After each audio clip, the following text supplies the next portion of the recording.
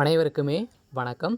சற்று முன் கிடைத்திருக்கக்கூடிய ஒரு மிக மிக முக்கியமான செய்தி ஒன்று வெளியாகியுள்ளது.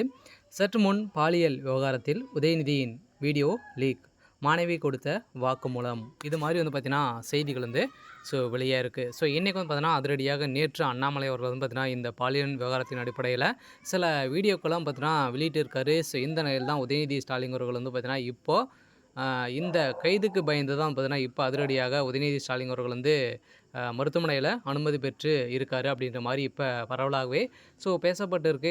இந்த நிலையில் தான் பார்த்தீங்கன்னா இப்போ இந்த பாலியல் விவகாரத்தின் அடிப்படையில் சூடு பிடிக்க ஆரம்பித்திருக்கு. இப்போ ஞானசாகர் அவர்கள் பார்த்தீங்கன்னா ஒரு 30 ஆண்டுகள் சிறை தண்டனை விதித்திருக்காங்க இல்லையா.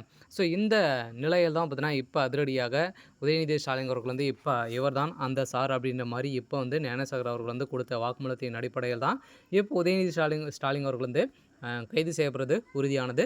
இந்த நிலையில் தான் இப்போ அதிரடியாக பார்த்திங்கன்னா உதயநிதி ஸ்டாலின் அவர்கள் இப்போ அப்போலோ மருத்துவமனையில் அனுமதி பெற்றிருக்காரு, உடல்நிலை குறைவு ஏற்பட்டிருக்கு அப்படின்ற மாதிரி இப்போ நாடகம் திமுக ஆடுது. இருந்தாலும் இதை பற்றி இந்த வீடியோவில் நம்ம முழுமையாக பார்க்கலாம்.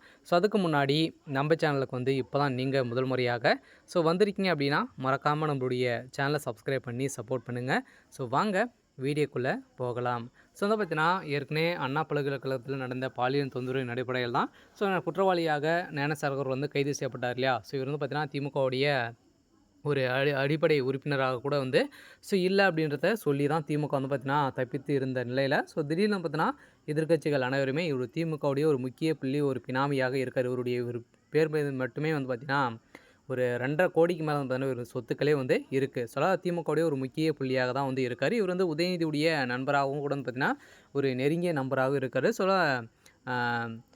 திமுக சேர்ந்த அமைச்சர் சுப்பிரமணியம் அவர்களுக்கு நெருங்கிய நண்பராக பார்த்தீங்கன்னா இவர் செல்லும் இடமெல்லாம் அனைத்துமே பார்த்தீங்கன்னா இவர் இருக்கார். இந்த நிலையில் தான் பார்த்தீங்கன்னா இப்போ அதிரடியாக இந்த பாலியல் விவகாரத்தின் அடிப்படையில் வீடியோ வெளியிட்ட அடிப்படையில் திமுக சேர்ந்த முக்கிய அமைச்சர்கள்லாம் பார்த்தீங்கன்னா இதில் மாட்டியிருக்காங்க. இந்த அமைச்சர்களுக்கான கல்வித்துறை அமைச்சரும் பார்த்தீங்கன்னா இதில் வசமாக சிக்கியிருக்காரு. இதுக்கு மேலே பார்த்தீங்கன்னா திமுக நிலையத்துக்கான வாய்ப்புகளே இல்லை. இந்த நிலையில் தான் உதயநிதி ஸ்டாலின் பயந்து இப்போ உடல்நிலைக்குறை ஏற்பட்டிருக்கு அப்படின்ற மாதிரி இப்போ பார்த்தோன்னா நாடகம் ஆடிட்டு இருக்காங்க.